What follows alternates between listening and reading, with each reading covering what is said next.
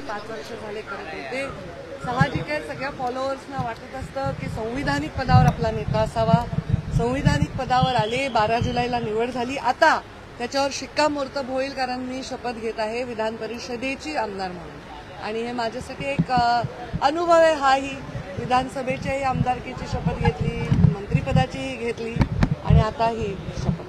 देशकांतांना भाजप आता संधी देते असं वाटत नाही का? हरिभाऊ बागडे यांची वर्णी देखील आता राजस्थानच्या राज्याची मी हरिभाऊ नाना बागडे यांची जी वर्णी लागली त्याच्याबद्दल खूप खूप आनंद व्यक्त करते. ते आमचे पितामह आहे राजकारणातले. अनेक वर्ष सहकारमधला आणि राजकारणातला त्यांचा अनुभव आहे आणि खूप जीव लावून आम्हाला सगळ्या छोट्या कार्यकर्त्यांना ते सांभाळत असतात.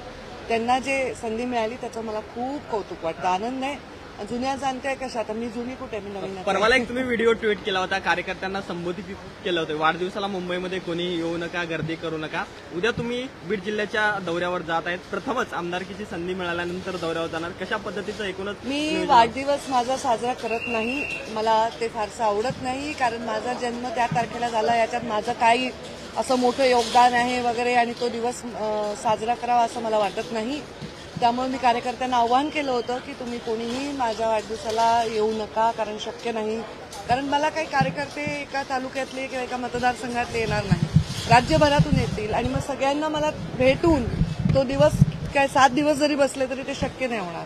आणि म्हणून मग कोणाचीच गैरसोय होणे म्हणून मी असं आवाहन केलं. उद्या मी पहिल्यांदा आमदार झाल्यावर बीड जिल्ह्यामध्ये जात आहे आणि मी तेव्हाही आवाहन केलेलं आहे की कोणीही जेसीबीने माझ्यावर फुलं टाकू नये, कोणीही मोठे मोठे 100-200 किलोचे हार मला घालू नये, कारण माझे ते 5 लेकरं ज्यांनी जीव दिलेला आहे त्या दुःखामुळे मी काही असं फार मोठं सेलिब्रेशन करणार नाही. पण मी नक्की जेसीबीनी भगवान बाबांच्या मूर्तीवर फुलं उधळीन, मी नारायणगडाच्या दर्शनाला जाईन, त्याच्यानंतर सावरगावचं दर्शन झालं की नारायणगड आणि तिथून नंतर मी छत्रपती शिवरायांच्या पुतळ्याचं पूजन करेन आणि मग गोपीनाथ गडाकडे जाईन, मग महामानव बाबासाहेब आंबेडकरांचे दर्शन घेईन. फोटो व्हायरल होतोय, वाल्मिकांना कराड यांनी तुम्हाला गुलाबाच्या फुलाचा हार घातलेला होता, कशा पद्धतीचा आनंद होता तो?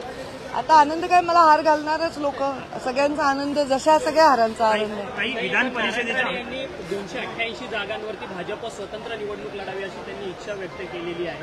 या सगळ्या संदर्भात आपलं काय म्हणणं? माझं म्हणणं नाही, मी पक्षाच्या कोर कमिटीमध्ये आहे.